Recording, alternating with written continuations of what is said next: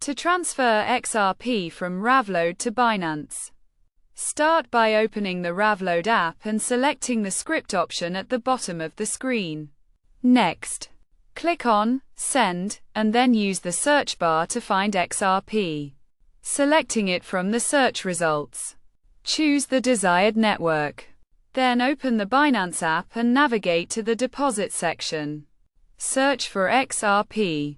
Select it, and choose the same network used in Revolut. Click on the button next to the wallet address to copy it. Then return to the Revolut app and paste the address in the designated area. Click Continue. Add the wallet address and enter the amount you want to transfer. Review the transfer summary to ensure the wallet address, network, and amount are correct. Then click Send to complete the transfer.